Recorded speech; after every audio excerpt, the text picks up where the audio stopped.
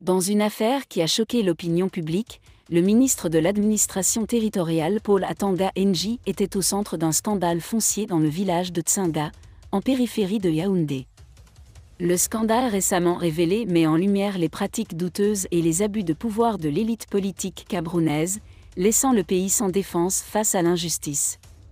Au cœur de cette affaire se trouvait un litige concernant un terrain de 1050 mètres carrés acheté par le couple Anouman en 2006. Désolé de vous interrompre, ce rapport peut contenir des commentaires soumis au choix de l'auteur.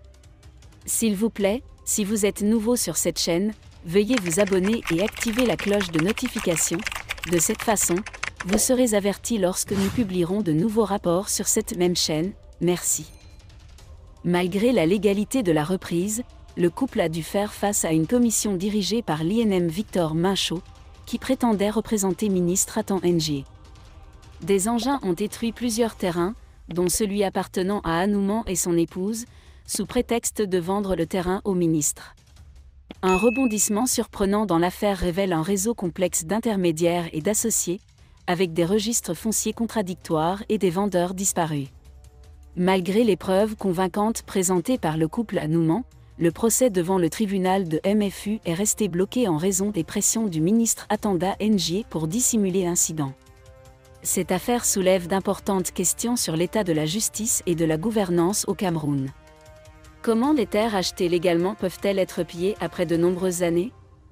Les élites politiques, censées servir la société, abusent-elles de leur pouvoir pour s'enrichir aux dépens des citoyens ordinaires?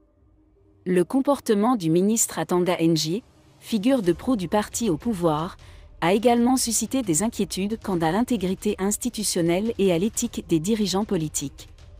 Son implication dans le scandale foncier n'a fait qu'ajouter aux critiques sur son passé controversé et sa réputation douteuse. Prise dans son ensemble, cette affaire révèle les lacunes des systèmes fonciers et judiciaires du Cameroun et souligne le besoin urgent de réformes pour protéger les droits civils et garantir la justice devant la loi. L'heure est à un nouveau mandat de 6 ans pour les premiers membres du Conseil constitutionnel. Clément Atandana, son président, et ses membres ont prêté serment le 2 avril 2024, devant l'Assemblée nationale réunie au Parlement. Le Congrès, présidé par le président Kaveh Djibril, a prêté serment de chacun de ses membres au Palais des Congrès de Yaoundé, siège provisoire de l'Assemblée nationale du Cameroun. Il s'agit du deuxième bail pour le principal employé de cette installation. À noter que dans le cadre de cette mise à jour, la bande de Clément Atandana a accueilli 2 nouveaux membres. Le professeur Adolphe Minkoaché, actuel recteur de l'université de Yaoundé 2 et Aaron Logmumbelek, ancien inspecteur des études du ministère de l'Enseignement supérieur. Les 2 nouveaux membres remplaceront Joseph-Marie Bipuna Ouma et Joseph Owonu décédés au cours de leur premier mandat. Créé en vertu de la Constitution de 1996, le Conseil constitutionnel n'a été nommé que le 7 février 2018 et ses premiers membres ont été nommés pour un mandat de 6 ans avec possibilité de prolongation. Paul Biya a affirmé sa confiance en l'équipe première.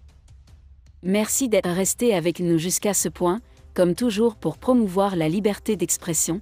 Laissez vos opinions à ce reportage dans la section commentaires ci-dessous. Si vous avez aimé cette vidéo, merci de liker, partager, commenter et surtout vous abonner à la chaîne. Et on se retrouve très vite pour une prochaine vidéo.